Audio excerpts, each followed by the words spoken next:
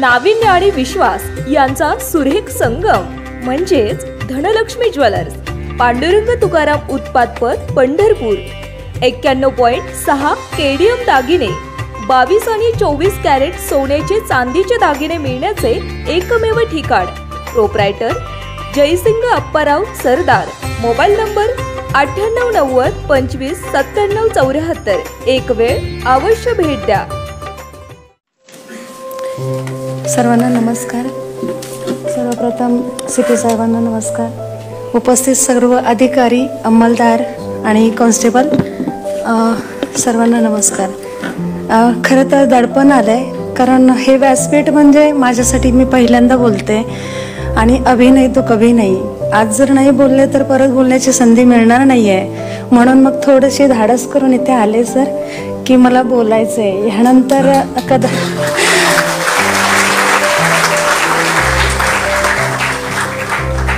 आणि तुटकं मुटकं बोलणार आहे, कारण मी काही वक्तृत्वात तेवढी हुशार नाही आहे. माझं व्यासपीठ, माझं किचन, माझी मुलं आणि पती.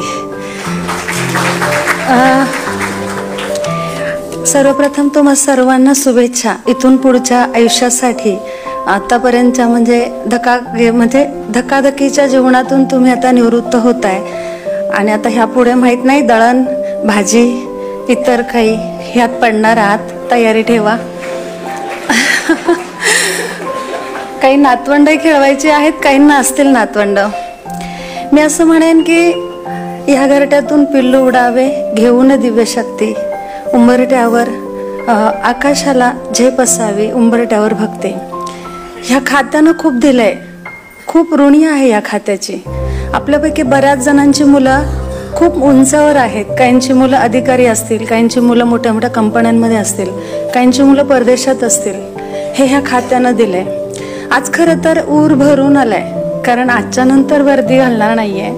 रोजची गडबड नसणार आहे. पट्टा दे, टोपी दे किंवा रुमाल दे, हे सगळं नसणार आहे सोबत.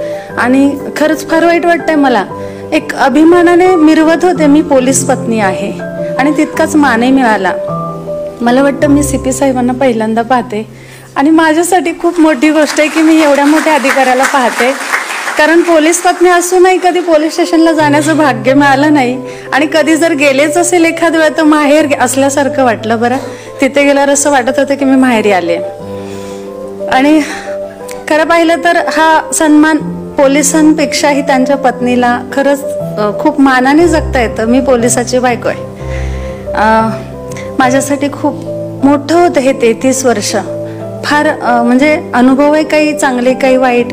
तेवढा वेळ त्यांनी मला दिला नाही, घरातही दिला नाही, मुलांनाही दिला नाही. पण आज कळतंय, हे सगळं पाहून आज कळतंय की खरंच वाऱ्या वावदानात असेल, पाण्या पावसात असेल, पूर असेल, अगदी रस्त्यावर कुत्रे मांजरं आले तरी पोलिसांना फोन येतो की उन्हाळ कुत्रे फिरतायत, जनावरं फिरतायत. माझा स्वतःचा अनुभव आहे. ट्रेनमधून जात असताना एक पोलीस शिपाई होते महिलांच्या डब्यामध्ये. एक जोरदार वेगाने एक दगड आला दारातून आणि तो दगड त्या आपण ज्या कडीला पकडतो त्या कडीला लागून तिन्ही कड्या रांगेत तुटल्या होत्या. इतक्या वेगात तो दगड आलेला होता. तर बाकीच्या महिला सांगत होत्या, पोलीस काय करतायत, पुढे व्हा ना जरा, तुम्हाला दिसत नाही का? तर मी त्यांना म्हटलं, तेही 2च हात 2च पाय, आपल्याच इतके अवयव आहेत, त्यांना काही 10 हत्तींचं बळ आहे का? आपण सगळ्यांनी मदत करूया ना. तिथे कळालं की खरंच किती म्हणजे गांभीर्य कळालं पोलिसाच्या नोकरीचं.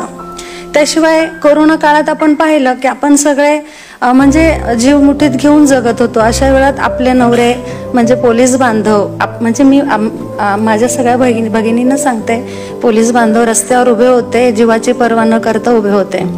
जाळपोळ असेल किंवा कुठे मारामाऱ्या असतील, कुठे पूर आला असेल, 26/11चा प्रसंग सगळ्यांना आठवतोय. आपण 4-4 दिवस घरी आले नव्हते. म्हणजे हे सगळं जगत असताना मी मानाचा मुजरा करते सगळ्यांना की तुम्ही इतकं 33 वर्षाची सर्व्हिस, 33 वर्षाची सर्व्हिस तुम्ही पूर्ण केली आहे. पण आता ह्यानंतर मी एवढंच सांगेन, म्हणजे मी काही खूप हुशार किंवा ज्ञानी नाहीये, पण मला असं वाटतं की मी 40 ओलांडल्यानंतर मला जे वाटतंय ते कदाचित आता सगळ्यांनाच वाटत असावं की ह्यानंतरचं आयुष्य असं असावं. आजचा दिवस खरा महत्वाचा आहे, उद्याचा कोणी पाहिलेला नाही. आता इथून मागे आपण जे कमवलंय ना ते जगा, मागे ठेवा किंवा हे नको ते नको असं नको. ह्या पुढचा काळ तुमचा निवृत्तीनंतरचा जो असेल तो इतका छान जगा ना, मनात येईल तसं लहान मूल व्हा, कुठेतरी नाचा, मित्रांमध्ये बसा, गप्पा मारा, फेरफटका मारा, पण जगा. इथून पुढचा काळ फक्त जगायचंय, हे बोनस आयुष्य असं समजा आणि जगायचंय. आणि आम्ही म्हणजे आपण पोलीस पत्नी, आपण सगळ्यांनी जगू द्यायचंय. म्हणजे त्यांनी आतापर्यंत खरंच म्हणजे असं म्हणूया की सासूरवासातून बाहेर पडले आत्ताशी. कारण पोलीस मध्ये भरती झालं म्हणजे सासरी गेल्यासारखंच आहे हे. तेव्हा आता आपण त्यांना सहकार्य करायचंय आणि आपण दोघांनी छान जगायचंय. आणि ह्या पलीकडे मला वाटतं मी खूप बोलायचं वाटतंय, पण नको, वेळ कमी आहे. आणि एवढं बोलून मी माझे 2 शब्द संपवते. धन्यवाद.